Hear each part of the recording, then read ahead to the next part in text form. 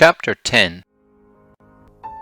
There was a certain man in Caesarea called Cornelius, a centurion of the band called the Italian band, a devout man, and one that feared God with all his house, which gave much alms to the people, and prayed to God alway. He saw in a vision evidently about the 9th hour of the day an angel of God coming into him, and saying unto him, Cornelius. And when he looked on him, he was afraid, and said, What is it, Lord? And he said unto him, Thy prayers and thine alms are come up for a memorial before God. And now send men to Joppa, and call for one Simon, whose surname is Peter.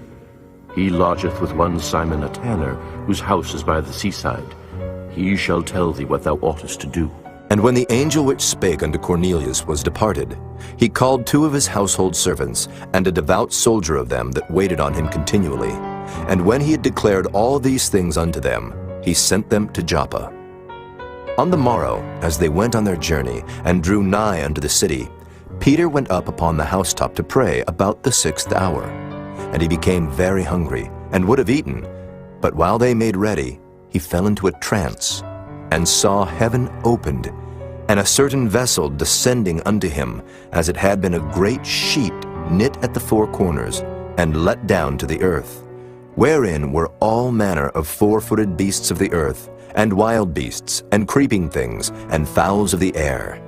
And there came a voice to him, Rise, Peter, kill and eat. But Peter said, Not so, Lord, for I have never eaten anything that is common or unclean.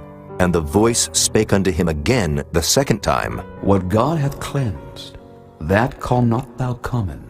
This was done thrice, and the vessel was received up again into heaven. Now while Peter doubted in himself what this vision which he had seen should mean, behold, the men which were sent from Cornelius had made inquiry for Simon's house, and stood before the gate, and called, and asked whether Simon, which was surnamed Peter, were lodged there. While Peter thought on the vision, the Spirit said unto him, Behold, 3 men seek thee. Arise, therefore, and get thee down, and go with them, doubting nothing, for I have sent them. Then Peter went down to the men which were sent unto him from Cornelius, and said, Behold, I am he whom ye seek. What is the cause wherefore ye are come? And they said, Cornelius, the centurion, a just man, and one that feareth God, and of good report among all the nation of the Jews, was warned from God by an holy angel to send for thee into his house, and to hear words of thee. Then called he them in, and lodged them. And on the morrow Peter went away with them, and certain brethren from Joppa accompanied him. And the morrow after they entered into Caesarea.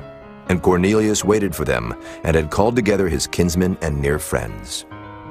And as Peter was coming in, Cornelius met him, and fell down at his feet, and worshipped him. But Peter took him up, saying, Stand up, I myself also am a man. And as he talked with him, he went in, and found many that were come together. And he said unto them, Ye know how that it is an unlawful thing for a man that is a Jew to keep company, or come unto one of another nation. But God hath showed me that I should not call any man common or unclean. Therefore came I unto you without gainsaying, as soon as I was sent for. I ask therefore for what intent ye have sent for me. And Cornelius said, 4 days ago I was fasting until this hour. And at the 9th hour I prayed in my house, and behold, a man stood before me in bright clothing, and said, Cornelius, thy prayer is heard, and thine alms are had in remembrance in the sight of God. Send therefore to Joppa, and call hither Simon, whose surname is Peter. He is lodged in the house of one Simon, a tanner by the seaside, who, when he cometh, shall speak unto thee. Immediately, therefore, I sent to thee, and thou hast well done that thou art come. Now therefore are we all here, present before God, to hear all things that are commanded thee of God. Then Peter opened his mouth and said, Of a truth I perceive that God is no respecter of persons, but in every nation he that feareth him and worketh righteousness is accepted with him.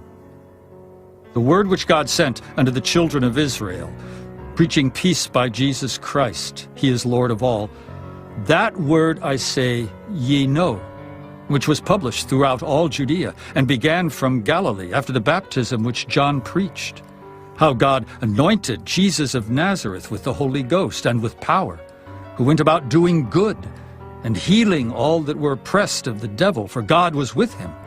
And we are witnesses of all things which he did, both in the land of the Jews and in Jerusalem, whom they slew and hanged on a tree.